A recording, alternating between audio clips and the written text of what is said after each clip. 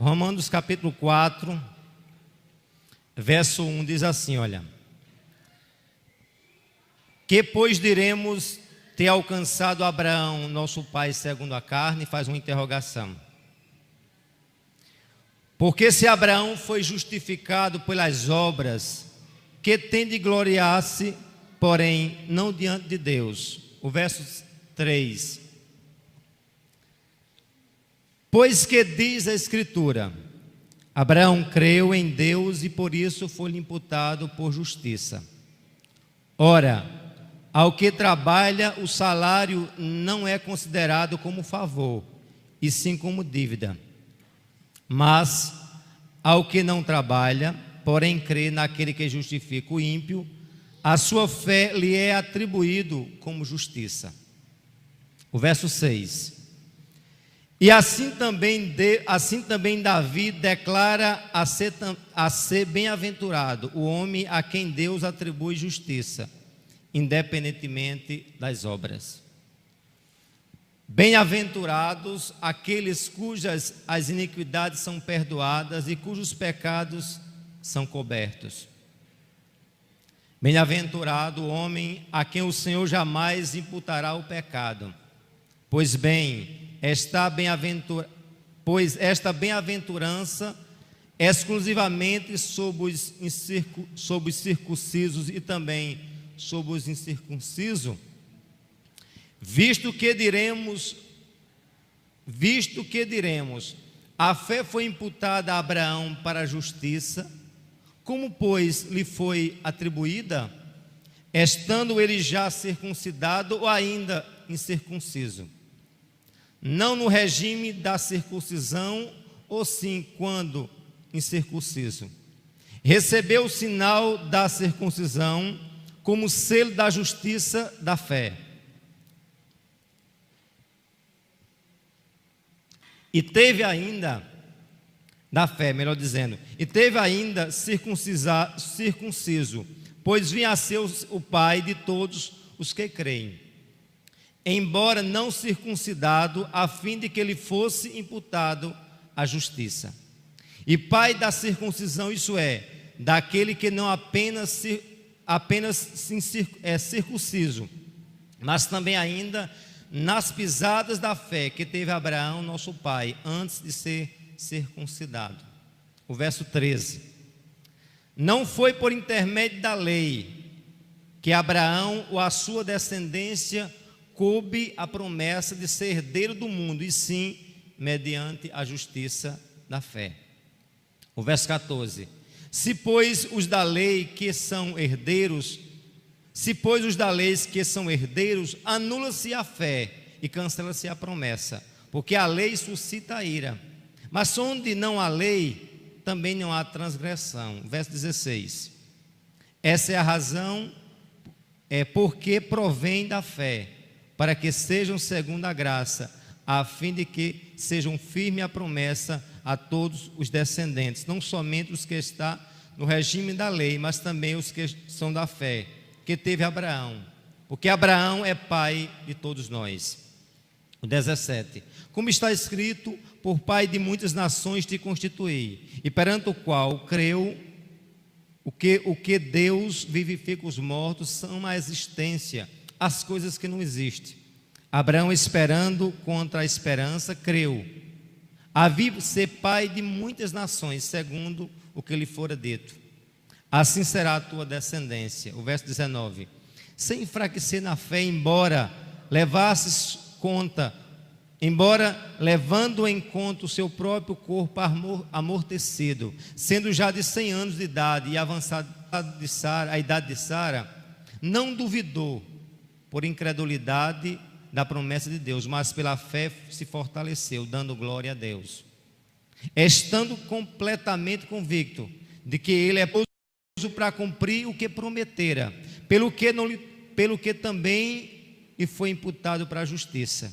Não somente por causa dele, está escrito que ele foi levado em conta, mas também por nossa causa, posto que nós igualmente nos será imputado, a saber, a nós, que cremos que aquele que ressuscitou dentre os mortos, a Cristo nosso Senhor, o qual nos entregou por causa das nossas transgressões, nos ressuscitou por causa da nossa justificação.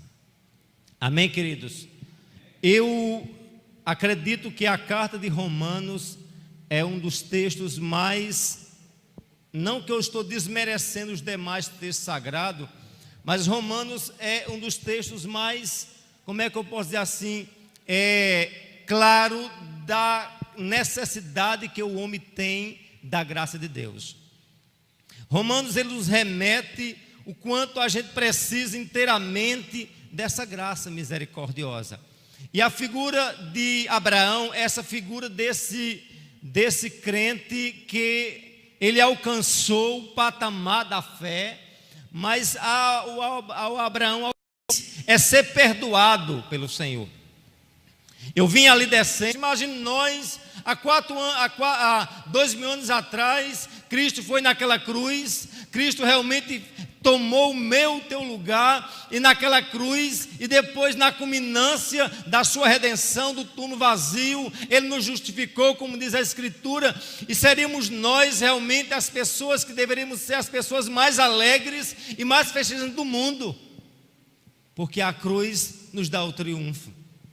Por isso que Paulo, ele faz aqui um entrelaço bem interessante, onde ele diz aqui, meus queridos, no verso de número 6, atente comigo que é que ele diz, olha, assim também Davi declara que bem-aventurado o homem a quem o Senhor atribui justiça, independentemente das obras.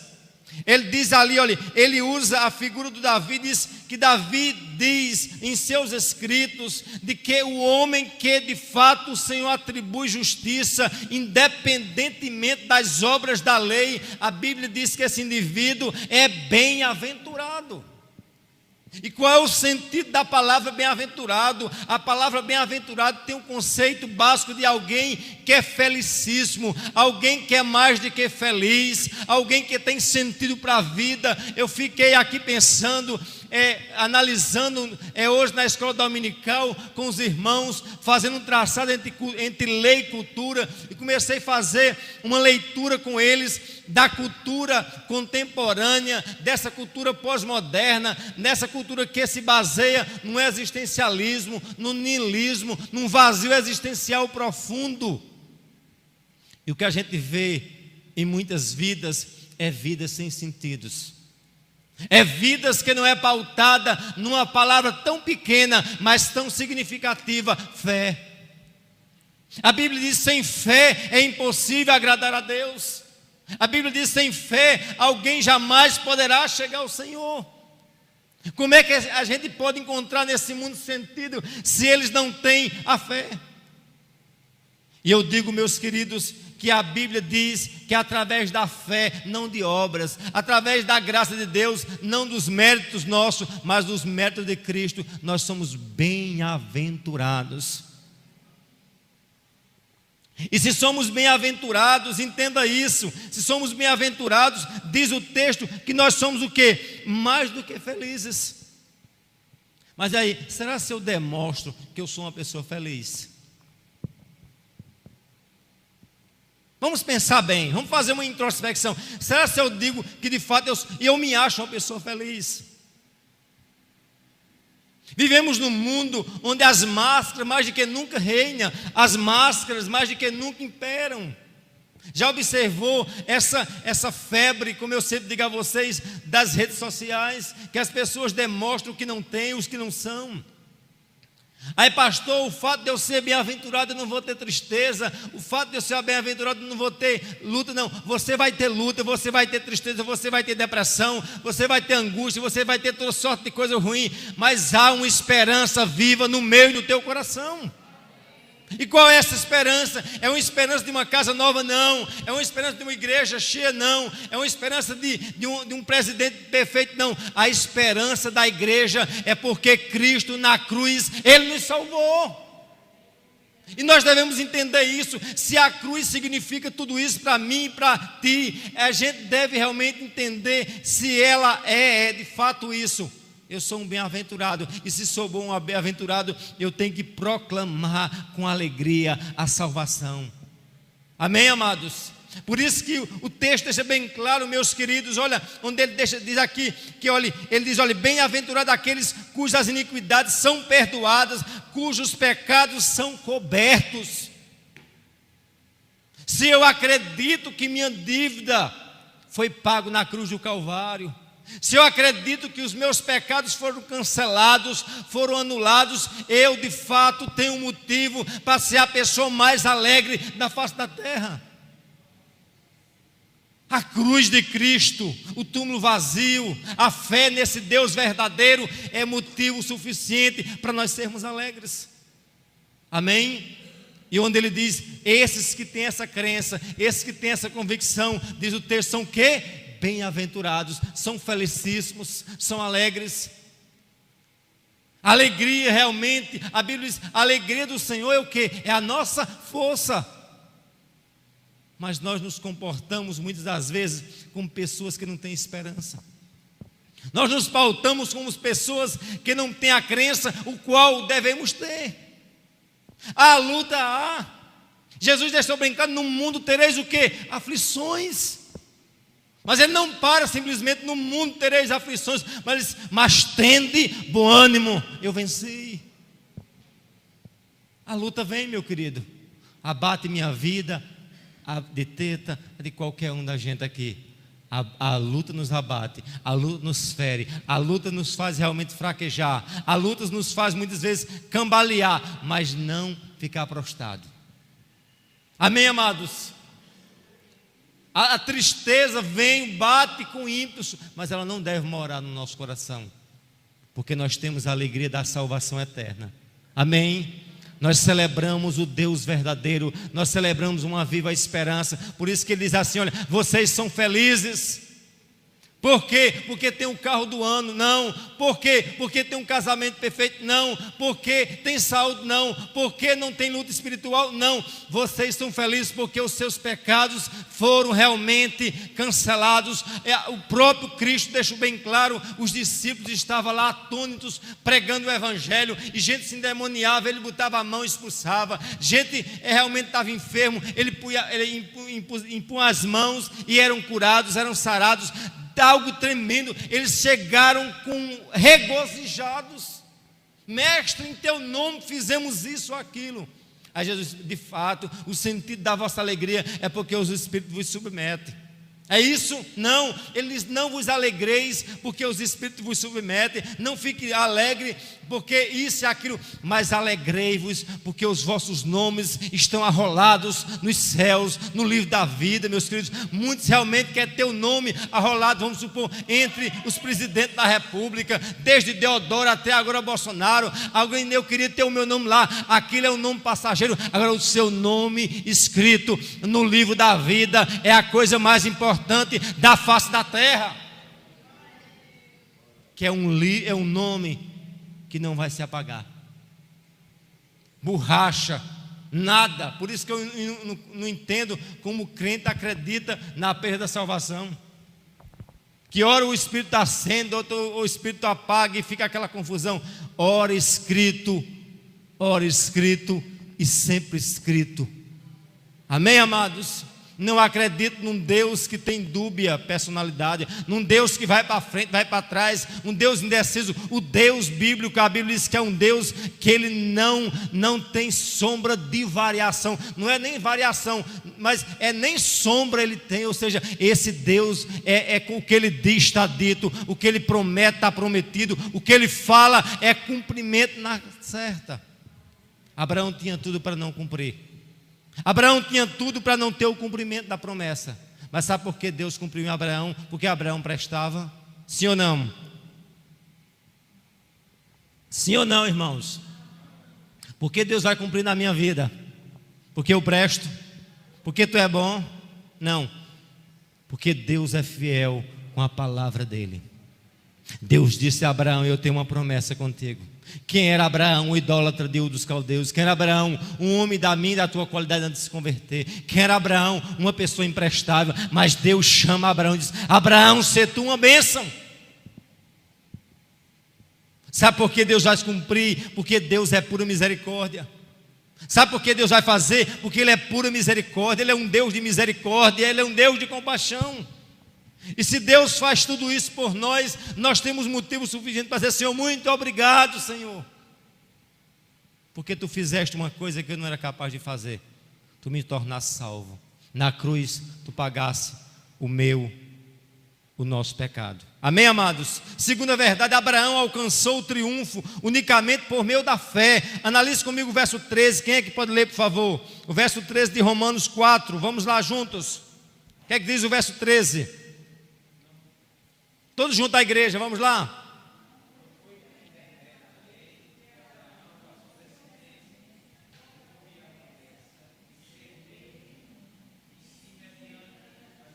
Escute bem, não foi por intermédio da lei, mas que Abraão, a sua descendência, coube o quê? Promessa de ser herdeiro do mundo. Sim, mediante a fé. O que fez Abraão vitorioso? A fé. O que fez Abraão salvo? A fé. O que me faz salvo em Cristo Jesus? Unicamente a fé. O problema da gente é que a gente quer comprar Cristo com dogma. A gente quer comprar Cristo com religiosidade. A gente quer comprar Deus com dízimo. A gente quer comprar Deus com culto. Deus não se vende por nada. Ele é o dono do ouro, da prata. Amados, tudo que já vamos dar já é dele, porque dele, por meio dele, para ele são todas as coisas. Mas ele nos deu aquilo que eu jamais poderia ter. Você entende isso? E o que é que eu de fato eu jamais poderia ter? É a salvação. Mas por que eu me apodero da salvação, irmãos?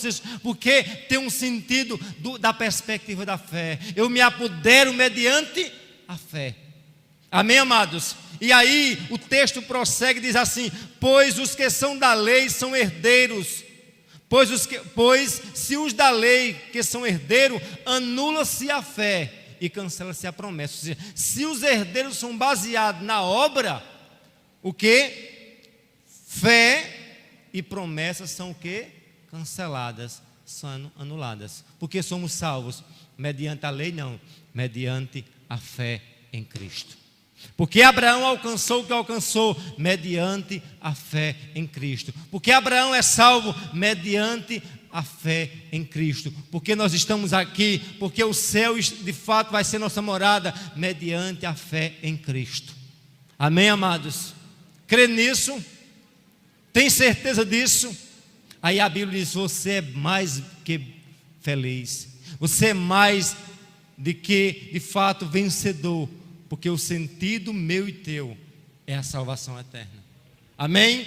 Hoje a gente vê um evangelho deturpado, um evangelho que prega o sentido da salvação, da alegria do crente, através da prosperidade, a isenção de doença. Não, o crente pode estar doente, o crente pode estar em situação, mas a fé dele está restrita, está vocacionada para a mansão celestial. Amém, amados? Nós não podemos em nenhum momento perder essa perspectiva. E Abraão prossegue dizendo aqui no verso 17, diz: olha, por pai de muitas nações te constituí, perante o qual creu, o que Deus vivifica os mortos e chama à existência as coisas que não existem. Dá para entender a profundidade do que Abraão está dizendo aqui? Vamos juntos? Diga aqui, olha, ele creu. Vamos lá, todos juntos. Creu o Deus que vivifica os mortos. Dá para você ter essa fé que Abraão teve? Nós somos chamados a crer num Deus que ressuscita mortos. A coisa pode estar perdida, mas Deus é capaz de fazer o quê? Trazer vida. A coisa pode estar insolúvel, mas mediante a fé diz que Ele pode trazer vida. Era a perspectiva que Abraão tinha. E muitas vezes está se acabando, vai morrer. Mas mesmo que a perspectiva humana se acabe, lembre-se que a de Deus é transcendente, é soberana. Ele é Senhor. Dá para entender isso? Ele é grande. Amém? E ele diz aqui, ele é capaz de entender o quê? Que ele vivifica os mortos. Vamos acompanhar o texto, olha. Vivifica os mortos, chama a existência as coisas que não existem. O que é que isso quer dizer? Olha, vamos supor, para você ver esse púlpito aqui de vidro, precisa da matéria-prima. Ele não existiu do acaso. Ele não existiu assim, faça-se o púlpito e se fez o púlpito. Mas diante de Deus pode não ter nada. Ele do inexistente, Ele pode produzir o existente. Dá para entender isso? É uma coisa profunda. Não existe, mas Deus do não existente, Ele pode produzir uma coisa que não existe. Isso é o Deus no qual estamos adorando nessa noite. Esse é o Deus de Abraão, é o Deus de Isaac, é o Deus de Jacó, é o Deus que não foi criado. Ele é autoexistente por si só, por isso Ele é Deus. Por isso só Ele é Deus. Quando você vai olhar as teorias da evolução, as demais teorias com base, que eles dizem que é científica, eles vão descendo uma escala, dizendo, aqui há bilhões de anos era isso, a Terra há bilhões de anos. Aí quando eles chegam a um ponto, dizem, rapaz, a gente não sabe o que é depois disso. Quando a gente vai ver a questão da evolução, da expansão do universo, da criação do universo. O universo como criou, os cientistas dizem, não, o universo se criou a partir de uma explosão, o chamado Big Bang. Mas interessante, para ter explosão, Flávio, precisa ter combustão, precisa ter meio mundo de coisa. Onde estavam os ingredientes para a explosão? Depois, antes da explosão que tinha. Isso mostra que Deus é o sentido. Não existe uma coisa feita de uma casualidade. Existe um Criador. E esse Criador, à luz da Escritura, Ele é um Criador e Ele é o provedor. Ele faz e Ele continua dominando. Amém, amados? Porque enquanto uns acreditam que Deus faz, Léo, mas disseram, não, Ele fez, mas automaticamente Ele não intervém mais. Mas à luz da Escritura, Ele é o Deus Criador, mas Ele é o Deus do provedor. Ele interfere, Ele faz da forma que Ele quer, Ele mata, Ele ressuscita, Ele faz, Ele adoece alguém, Ele sara. É o Deus que eleva, mas humilha. Ele é o Deus Todo-Poderoso. Isso é o Deus da Escritura. Esse é o Deus que eu acredito. Esse é o Deus que nós viemos adorar nesta noite. É o Deus que o problema, por mais que venha estar grande na minha e na tua vida, Deus diz, eu tenho o controle. Ah, Deus está fugindo do meu controle, do seu, do dele não. Porque no dia que o teu controle fugir das mãos de Deus, Deus jamais será Deus. Tudo está sob o controle dele. Você dá para crer nisso? Dá para a gente confiar nisso? Dá para a gente descansar nisso? Sabe por que muitas vezes nós estamos ansiosos? Sabe por que muitas vezes a gastrite, a ansiedade, toda sorte de coisa está sobre nossas vidas? Sabe por quê? Porque nós queremos ter o controle. Você entende isso? A gente quer ter a chave, irmão Cícero. A gente quer ter o comando. Mas eu quero dizer a você, você não tem comando de nada não. Você tem que se lançar, dizer, Deus, eu estou aqui no navio sem leme. Eu estou aqui no navio que eu não sou capitão. Eu sou emprestado nesse barco aqui, chamado vida. E eu estou aqui no teu comando. Onde é que vai? Não estou sabendo. Eu estou sabendo que tu vai na frente. Abraão, diz a Bíblia, saiu sem saber para onde ia. Moisés, diz lá em Hebreus, no capítulo 11, saiu da terra como vendo o invisível. A gente quer Deus, eu quero razão, eu quero sentido, eu quero isso. Eu quero dizer a você, descanse. Deus diz para mim e para ti, descanse, porque eu sou o Senhor da tua vida. Ah, eu não dei a minha vida a Deus, Ele é Senhor a si mesmo. Eu não aceitei lá, não tem problema, Ele continua sendo Deus. Eu não quero, Deus diz vai, e vai o que Deus disse, porque Ele é Senhor. Você dá para compreender isso? Ele é o Senhor das nossas vidas. Ele é o Deus que diz e está dito. E Abraão disse, ele creu num Deus que trazia à existência aquilo que nem existia. Você pode dizer, pastor, o que é que eu estou vendo? Nada. Mas é do nada que Deus pode fazer milagre. E aí onde entra a fé, dá para compreender o que é fé? O firme fundamento das coisas que não se vê, mas a certeza das coisas que se espera. Aleluia, glória seja dada a ti. As coisas diz tudo o contrário, as previsões diz tudo o contrário, meu amado. Mas Deus é Deus, diz: eu estou no comando, eu sou Senhor do universo, eu sou o Deus que faço, que faz.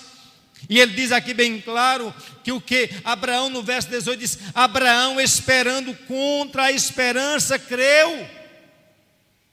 É lindo um negócio desse. Crer com esperança é uma coisa, Nailson. Agora, crer contra a esperança.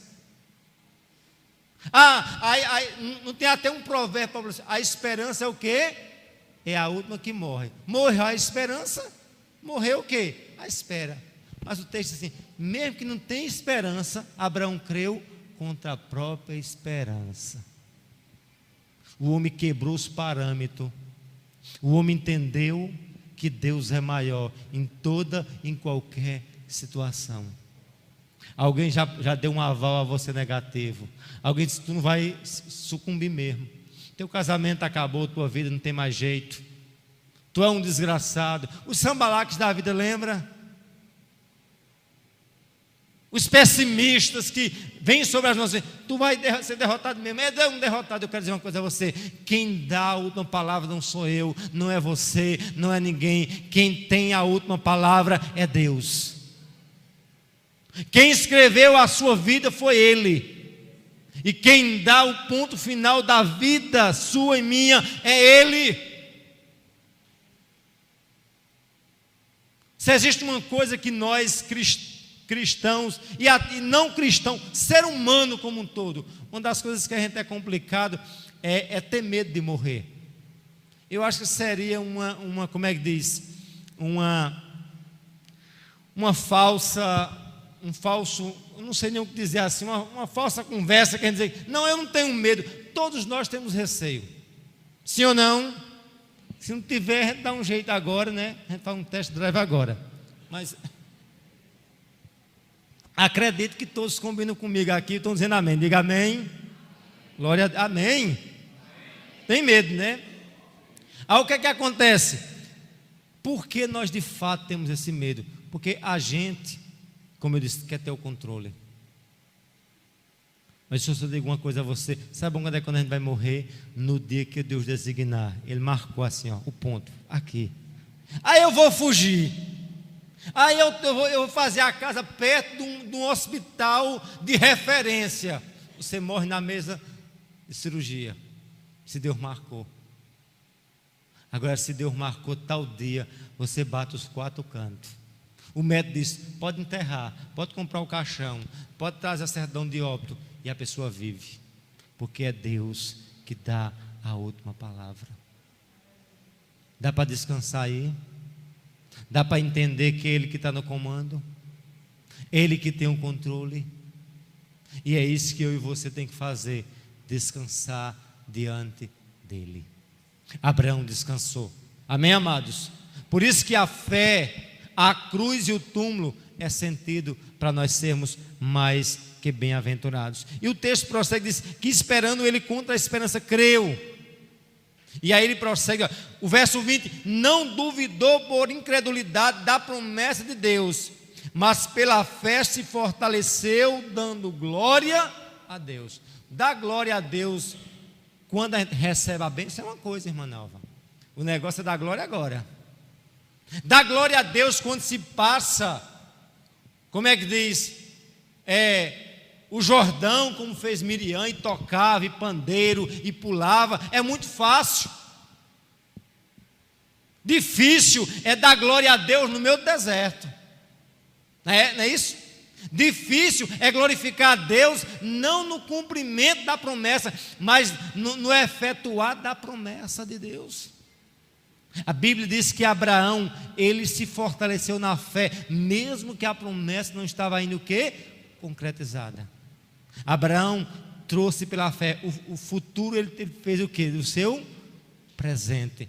ele degustava, ele vivenciava a promessa como a promessa fosse presente. Por isso que o texto sagrado deixa bem claro, onde ele diz assim, olha, ele não duvidou. E o meu desafio é não duvidar. O meu desafio de fato é não duvidar. Não duvidou, diz o texto sagrado, por incredulidade da promessa, mas pela fé o quê? Se fortaleceu, diga, dando glória. Vamos lá? Dando glória a Deus. Vamos dar glória. Vamos confiar no meio do deserto. O verso 21. Comigo, vamos todos juntos? Estando plenamente convicto de que ele era poderoso para cumprir o que prometera. Novamente, vamos lá? Estando plenamente convicto de que ele era poderoso para cumprir o que prometera. Analise bem aqui o estado do verbo, estando. É um verbo no estado do gerúndio. Ou seja, ele não simplesmente acreditava hoje e deixava de acreditar amanhã, mas era uma crença contínua de Abraão, constante. E muitas vezes nossas crenças são crenças montanha-russa. Muitas vezes nossas crenças, eu acredito aqui na igreja, pronto, aqui eu estou recebendo, aqui eu estou acreditando, aqui Deus, tu és grande, eu tenho uma promessa, alguém disse que eu ia cair, mas eu estou de pé, alguém disse que de fato eu não ia conseguir, mas eu vou conseguir, mas sai dessas portas, aí passa a desacreditar. Mas o texto sagrado deixa bem claro que ele fez o que? Olha, ele não duvidou, estando o que? Plenamente convicto. O crente, ele não pode ser crente de conveniência, ele não pode ser crente de igreja, ele tem que ser um crente na semelhança de Abraão, estando, diga comigo, estando. É um estado contínuo de quê? De acreditar. É um estado contínuo de que Deus fez a promessa e que Deus é fiel para cumprir. Estando plenamente convicto de que ele era o quê? Poderoso para cumprir. Ou seja, Deus disse, Deus vai fazer. E esse estado de crente que eu devo ser. Um crente convicto de que Deus disse e que Deus faz. Amém? Por fim, meus queridos, diz o verso seguinte, em que a cruz e o túmulo vazio é a promessa cabível da nossa redenção. Porque eu tenho que ter esperança, porque eu tenho que ser mais do que feliz, mais bem que aventurado, porque tudo isso é recheado pela fé, uma fé que não me custou nada, a não ser a certeza de que quem fez a promessa era capaz de cumprir na minha e na tua vida. Amém? E aí você entenda que Paulo ele pega a figura de Abraão para traçar até nós, e ele diz aqui os versos finais, ele diz assim, não somente por causa dele. Quem era ele? Abraão. Está escrito que ele foi levado em conta, mas uma adversidade também por nossa causa, posto que nós igualmente nos será imputado, a saber, a nós que cremos naquele que ressuscitou dentre os mortos, Jesus nosso Senhor. Olha como é que Paulo está dizendo, olha, assim como Abraão creu que Deus era capaz de ressuscitar alguém dos mortos, vocês acreditam, nós, onde ele inclui o verbo aqui, o pronome, na primeira pessoa do plural, nós, diga nós, bata assim no peito assim, nós, que cremos, você crê mesmo, você crê piamente que Cristo ressuscitou, mas nem parece, né? Nós não vivemos como alguém que acredita que Jesus é vivo. Talvez nós acreditamos mais num Jesus morto, moribundo, pregado numa cruz, do que o Jesus ressurreto. Lembra daquele louvor, eu não sei se é da época de vocês, mas da minha, porque Ele vive, eu posso crer no amanhã. O que me faz crer é que Cristo, Ele simplesmente não morreu. Por isso que eu fiz questão de colocar aqui fé, cruz, mas não ficar só na cruz, dizer: o túmulo está vazio, aleluia. Ele ressuscitou. Ele há de voltar e buscar um povo que tem essa esperança. E é isso que ele está dizendo aqui, meus queridos, onde ele diz aqui, olha, mas por causa da nossa causa, posto que nós mesmos igualmente nos será imputado, a saber, nós que cremos naquele que ressuscitou dentre os mortos, a saber, o nosso Senhor. O verso 25 diz assim: o qual foi entregue por nossas transgressões. Diga: Jesus, vamos lá, foi entregue por nossas transgressões. Diga: Jesus foi entregue pelo meu pecado. Ele foi entregue por nossas transgressões, mas não foi só entregue. Ele não foi simplesmente morto pelas nossas transgressões, mas o verso prossegue: ressuscitou por causa da nossa justificação. Louvado seja o nome do Senhor. Triste de nós, Jesus foi entregue por nossas transgressões, Jesus morreu pelas nossas transgressões, mas Jesus ressuscitou para nossa justificação. Isso é lindo, porque a obra foi aceita. Quando o túmulo foi aberto, estremeceu de alto a baixo, foi prova de que o preço foi pago, a dívida foi paga. Uma das coisas piores na vida do ser humano é o homem estar endividado. Já observou? Uma pessoa que está endividada, ele é humilhado. Uma pessoa que está endividado, ele não anda com segurança. Ele anda assombrado, que alguém a qualquer instante pode dar e dizer: pague-me. A gente tem uma grande dívida, dá para compreender isso? Uma dívida impagável, pior do que no cartão de crédito, que é quase 400% ao ano, e vai enrolando, dívida sobre dívida, juro sobre juro. Eu e você tem uma grande dívida, mas na cruz e no túmulo vazio, Ele me resgatou. Isso é evangelho. Se isso não for o evangelho, pode derrubar essa igreja. Se o sentido do evangelho não for isso, pode sair dessa igreja e não venha mais. A gente só está aqui porque nossa dívida foi pago, os nossos pecados foram cancelados. Cristo na cruz nos salvou, Cristo no seu túmulo vazio nos resgatou, nos justificou. E sobre tudo isso nós temos uma esperança: Cristo voltará. Quem não quiser esperar Cristo, que fique nesse mundo. Mas eu creio, à luz da Escritura, que Cristo voltará.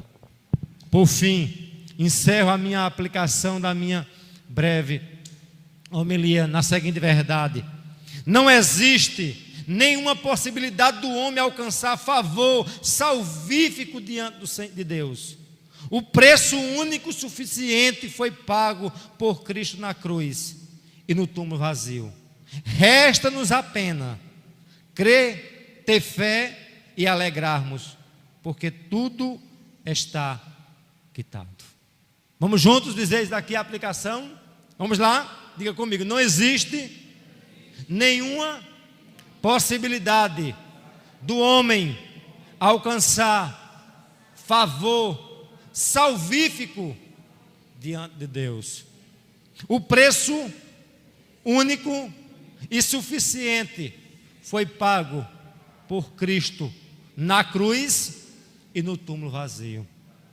Resta-nos apenas crer, ter fé e alegrarmos, que tudo está quitado. Se você acredita nisso, você pode saudar o Senhor com palmas, com alegria, e verdadeiramente dizer: eu tenho luta, mas eu tenho esperança. Eu tenho dificuldade, mas eu tenho esperança. Eu tenho muitas coisas que me apertam, mas eu tenho uma viva esperança. Amém?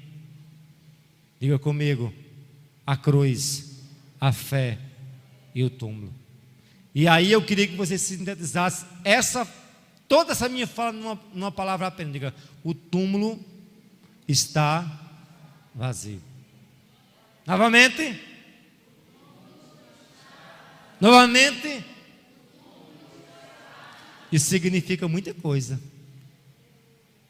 Porque para ter túmulo vazio tinha que ter a cruz. E a gente sintetizou agora no túmulo vazio.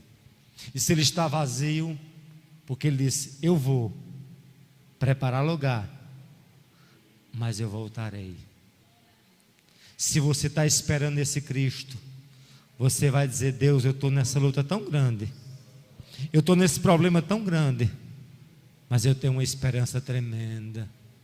Os céus vão se abrir, o meu Cristo vai voltar, aleluia. Eu tenho um sentido para viver. Amém? Amém? Glória seja dada ao Senhor. Nos coloquemos de pé.